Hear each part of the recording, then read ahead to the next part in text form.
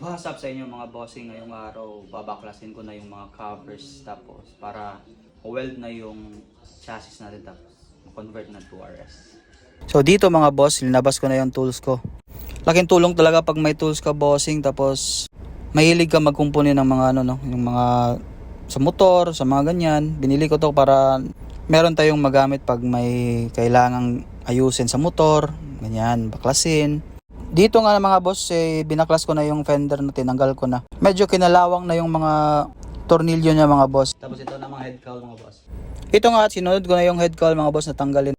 Dito medyo nahirapan ako tanggalin kasi bumilog na yung screw niya mga boss. Buti na lang meron tayong ibang tools na malaki yung ulo. Kaya kahit bumilog siya, natanggal din mga bossing. Dito nga tinanggal ko na yung head cowl mga boss. Tininan ko ng maigi yung wirings mga boss, baka hindi natin mabalik. Pero kung hindi naman na natin mabalik, magpapatulong tayo sa mekaniko natin. Bob Works yan, bossing. Dito nga natanggal na yung head cowl natin mga boss. Ito naman yung tanggalin natin mga boss kasi hindi naman to kailangan Susunod naman mga boss is yung bracket ng fender niya sa harap kasi hindi naman yan kailangan At soon bibili din ako ng tipos ng RS mga boss na o-ring. Naghahanap ako sa marketplace, wala akong makita. Kita nyo naman yun mga boss, nahirapan ako sa kalisod kasi yung tornilyo nga ay kinakalawang ng mga bossing. Pagkatapos maluwag mga boss, ginagamit ko ratchet para mas madali siyang tanggalin mga boss. Kasi easy talaga pag gamit mo ratchet. At yun nga mga boss, meron din isang tornilyo dito na nakakabit sa tipos para matanggal yung natin bracket sa fender. Yun nga mga boss, natanggalan natin ang bracket ng fender at kuhanin na natin. At ito naman mga boss ay tornilyo sa brake na nakakabit sa bracket mga bossing. Hindi naman to kailangan mga bossing kasi sa fender to sa harap bracket niya.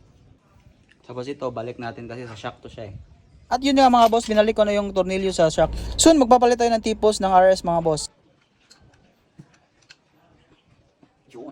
At dito nga mga boss, binaklas ko yung batok niya mga boss na cover kasi meron tayong nabili niyan original din mga bossing. Ito kasi mga boss, naputol na yung plastic na sa tornilyo banda. Susunod mga boss, covers, taillight, tsaka fender. At ito din covers natin mga boss, yung ibang kabitan ng screws naputol na din mga bossing. Kaya napag-isipan ko na mag-convert mga boss kasi kung bibili naman ako ng bagong Trinity na covers, why RS na lang para ma-convert ko na din. At dito mga boss nakuha ko na yung covers. Ang dali lang mga boss, isang hatak kuha na lahat. At dito tinanggal ko na din yung fender mga boss Tatlong screws lang naman ang nakakabit dito mga boss para matanggal natin yung fender. Tanggal na rin. Next, taillight. At dito mga boss yung taillight naman ang tanggalin natin. Madali lang naman to mga boss dalawang screw lang naman yun, sa likod. Mga boss, nabaklas na natin. Linis ko lang tong wire soon pag nabuo na siya. Pag nakakabit na yung covers sa Nice 125 RS. Ngayon, ganito muna.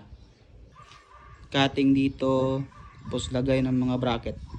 Tapos ewan ko kung ibahin ba to, parang lipat yata dito.